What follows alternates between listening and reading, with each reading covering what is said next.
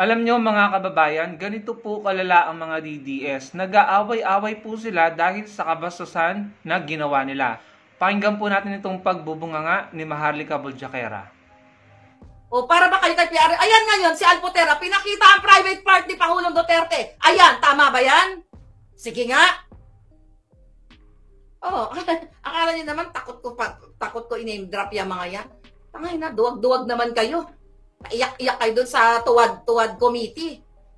Oh, Diyos ko po. Magkakasama tayo sa laban, awang-awa ako. Di ba, nagbayad pa nga, Kati, da-drop na kita. Ito, doon na natin to. Kati Binag, ini-name drop na kita para malaman ng taong bayan. Di ba tinulungan kayo ni Kati? 200, I'm not sure, baka magkamali ako ng figure. Dahil gusto nyong labanan natin yung mga tanginang mga abante na yan, dyan sa WAD committee na yan. Nagbigay ng pera si Kati sa inyo para mag-file kayo ng case. Dahil isa tayo, may group chat po kami dyan eh. Nalabanan natin yung mga hinayupak dyan sa WAD committee na yan. Anong ginawa nila? Nakipag-friendship? Mga ulul? Binigyan na kayo ng nagbayad na si Kati para sa, what's that? Retainers fee sa lawyer. Eh di ba umatras kayong mga duwag? Bakit kayo umatras? Kung matatapang kayo. Kung gusto nyong labanan natin ang mga bangag. Nagbayad na yung tao, pera niya. Magkakausap tayo, nasa group chat ako, sabi ko, kailangan labanan natin ang mga demonyong WAD committee na yan. Tapos, binigyan na kayo ng, nagbayad na ng retainers, ng lawyer's fee? Umatras kayo? Bakit kayo umatras? Kung talaga gusto nyong labanan ang mga bangag, kung gusto nyong labanan ang mga Marcos, Cresep, sumagot ka. Trixie, sumagot kayong dalawa. Huwag nyong i-deny na kinausap nyo si Harry Roque. Naampatin ako. Anong sabi ko? Narinig mo naman yung boses ko, Trixie, di ba? Ako, nag-okay na tayo. Huwag nyong ibahin ng kwento. Dahil hindi kayo mananalo. Ano sabi ni Harry Roque sa inyo? Sabihin kay Alpot, kausapin si Maharlika, at ayusin even before the kaguluhan. Oh, gusto mo, di ba? Gusto nyo kasama kayo sa meeting? Bakit kayo kasama sa meeting? Wala naman kayo sa issue, wala naman kayo, hindi kayo naka-witness. Duwag pala kayo eh. Puro kayo pahaging. Tangay na pangalanan nyo ako. Puro kayo pahaging kadyutahan. Nagmamakaawa kayo sa akin. Through Harry Roque. Naampatin yung bunganga ko sa social media. At si Alpot, pinoprotektahan nyo. Dahil si Alpotera ang nagbibigay sa inyo ng access noon kay Pangulong Duterte. At si Alpotera ay traidor. Pinicturan ang lahat ng kaletsihan.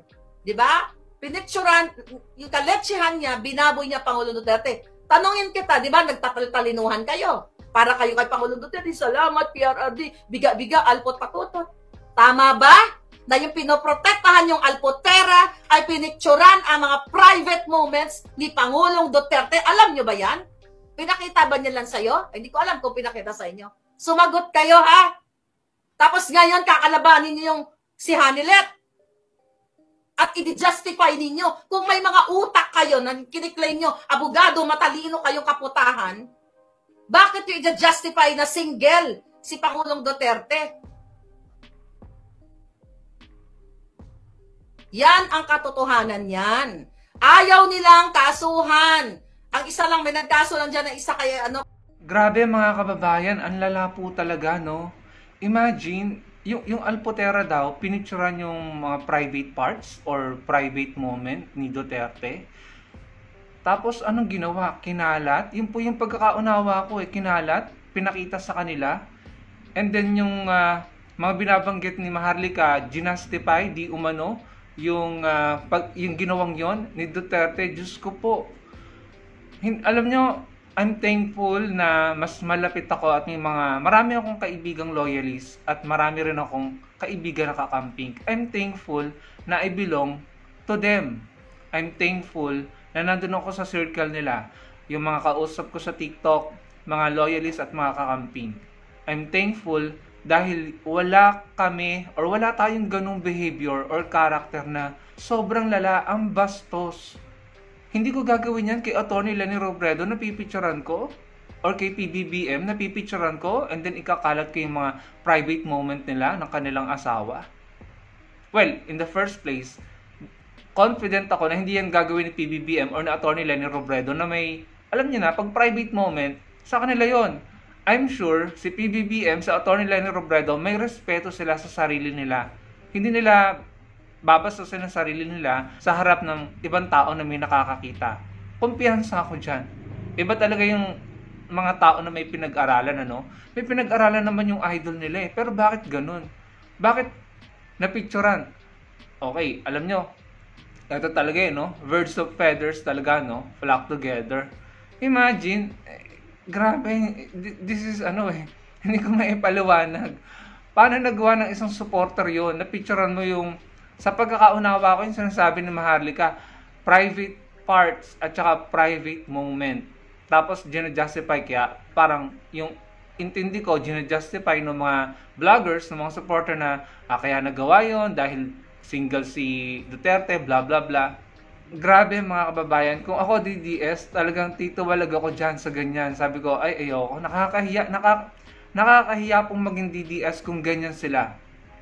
Pare-pareho silang naglalaglagan, nagsisiraan, hihilahan pababa. Pare-pareho silang nagdadamayan sa kahihiyan, mga kababayan. Kaya ayan, sama-sama sila sa kahihiyan, sa burak ng kahihiyan, mga kababayan. Imagine, yung idol nyo, sinusuportahan nyo, pipicturean nyo yung private part, tapos anong ikakalat nyo? Ayan yan mismo sa kanila ha. Sana man lang nagkaroon sila ng yung parang damage control na huwag nyo lang i-discuss to sa social media dahil kakalat ito. Pag-uusapan ito ng mga vloggers, ng mga netizen.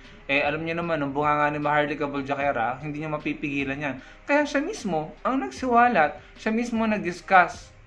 Tayo, wala naman tayong kaalam-alam na may ganun pala na mga private part, private pictures, private moment pipicturan.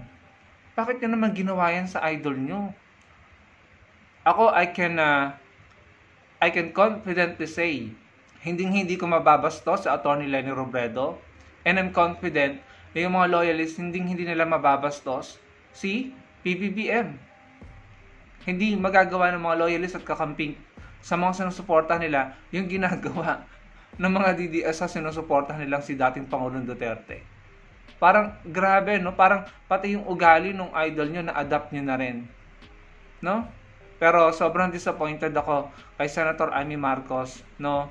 Although, alam niyo yun, parang kaya ko pang palampasin or pagbigyan, unawain na kumakampi ka sa mga Duterte, na sabihin mo na batikusin mo ang mga polisiya ni PBBM, pero yung sabihin mo na sana ikaw na lang yung naging presidente or nagpresidente, foul yun eh.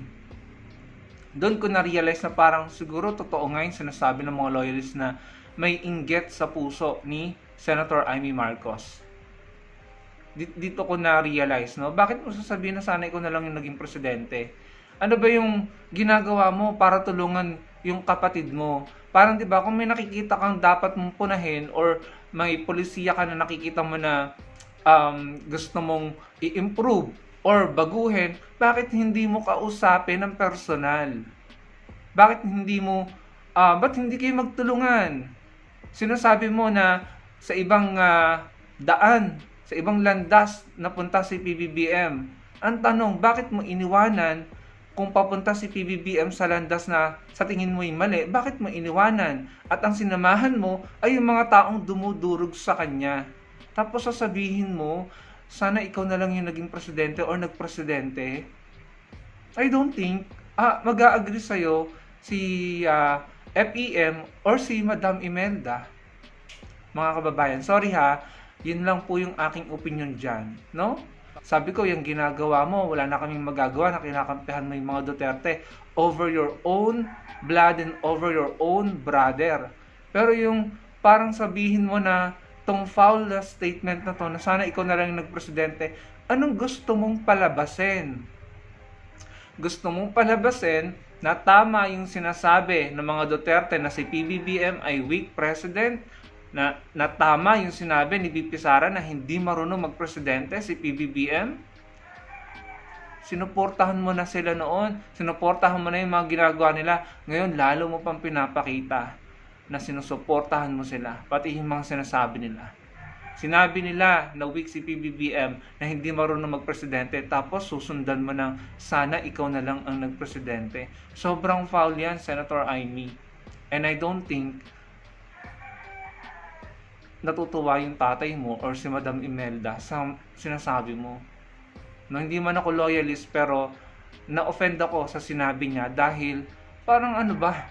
Anong gusto mong palabasin? Yun lang yun eh. Ang gusto mong palabasin, tama ang mga Duterte sa mga sinabi nila about PBBM. And we will not agree with you. Hindi kami susuporta sa sinasabi mong ganyan. No? Ang daming nabigyan ng hustisya ngayon. Ngayong panahon ng Pangulong Bongbong Marcos Jr. Yung binaboy na rule of law at hustisya ng panahon ni Duterte, ngayon na ibalik. No? May mga naggagawa naman ng Pangulong Bongbong Marcos Jr. Bakit hindi mo ma-appreciate mo na yon bago ka magsalita na gusto mong maging presidente? Or sana ikaw na lang ang naging presidente? Parang totoo nga yung sinasabi ng mga loyalist na nakausap ko na parang may inggit sa puso mo or yung ambition mo na yan. 'Di ba mga kababayan? Foul yan eh.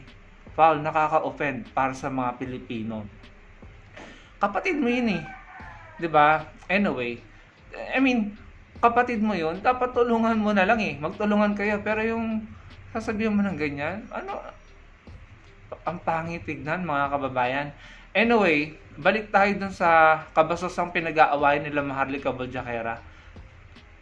Hindi ko ma-imagine na mangyayari sa atin yan mga kababayang kakamping at loyalist. Hindi natin gagawin yan. No? Kaya nga, sobrang nakakalungkot bakit nung nakaraang administrasyon, bastusan, babuyan, murahan, pagpapakalat ng kasinungalingan ang namayagpag. Ngayon na bumabalik na tayo sa matinong mga Pilipino, yung values natin. Ewan ko, nawala na nga yung mga nagmamano eh. No? Yung nagmamano sa matatanda, hindi na ako masyadong nakakakita ng ganyan ngayon. Pero sana maibalik po natin yung manners nating mga Pilipino. Huwag tayong humantong sa ganun. At iwasan po natin bastusin ang ating mga sinusuportahan. Pwede tayong bumatikos, no? Pwede tayong magtalo-talo, pero huwag naman tayong magmurahan at magbastusan, mga kababayan, no? Pero hindi ko talaga ma-imagine sinong tao ang gagawa nun sa isang dating presidente, or siguro hindi natin alam kung ginawa niya yun ng presidente si Duterte na pinicturan di umano, no? Ayon kay Maharlika, pinicturan yung mga private parts. So ano yun? Yung nota, yung back, and then yung private moment. Tapos nung kumalat na, todo justify na yung mga vloggers, todo paliwanag, and enable na yung Department of Explanation. Nakakahiya. Ang pathetic at saka nakakahiya yung pinaggagawa nyo mga DDS. No? Hindi kayo, kaya ayaw namin ng style nyo. Sa kasinungalingan at fake news kumakapit. Tapos ganyan, ang gulo nyo, nag-aaway-away kayo. Yung mga pamilya na sinusuportahan nyo. Tapos, ano pa? Puro intriga, puro bulgaran, puro laglagan, puro hilahan pababa. Kaya kayo, purong sama-sama sa kahihiyan. Hindi po ba mga kababayan? Huwag po natin tularan yung ganyan.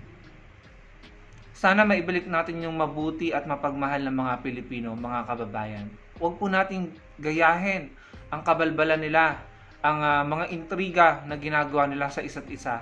Dahil hindi po ito nakakatulong sa atin. Ang toxic, no? Sobrang toxic nila. Sigawan, murahan, awayan, laglagan, siraan, balahuraan. Kahit mismong sinusuportahan nila, binabalahura nila, binabastos nila. Wala silang galang, walang respeto. Nakakahiya po. Pathetic at nakakahiya. Salamat po sa panonood mga kababayan. Ano pong masasabi nyo sa, bastusan nila mga kababayan? Lagyan nyo lang sa comment section below. At huwag nyo kalimutang i-like ang video at magkita-kita po tayo sa susunod kong video. Salamat po.